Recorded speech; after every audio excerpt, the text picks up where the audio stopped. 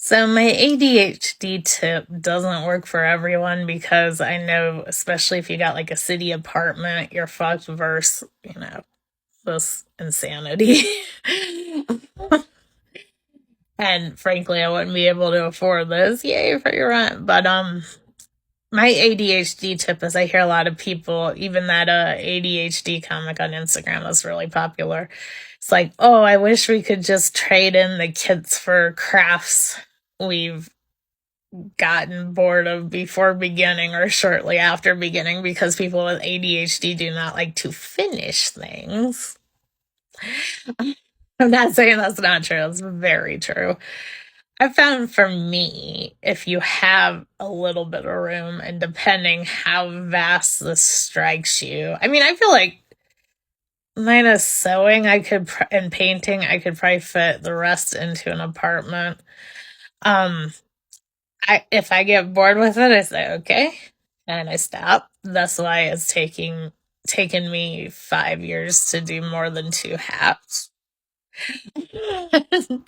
I move on to the next guy of interest. So I get bored of that and frustrated with that. Then I move on to something else. And slowly but surely, this works for me. Like, I have a coat that I had to replace. It's a vintage coat and a vintage fur. I wouldn't buy new fur because that's just gross.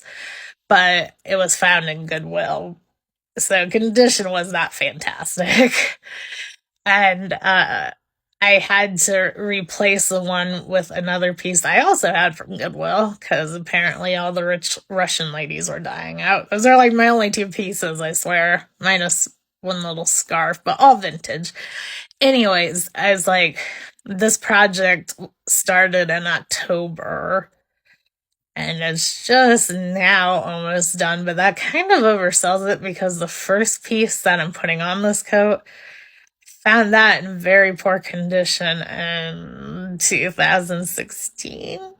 So, I mean, it might take me a while, but eventually I get around to the things. And I think the hardest part is after my traveling, I'm not feeling super hot. And I'm like, oh, I want to do this, I want to do that, I want to do this, that, blah, blah, blah. It's like, no, you just have to sit down sometimes.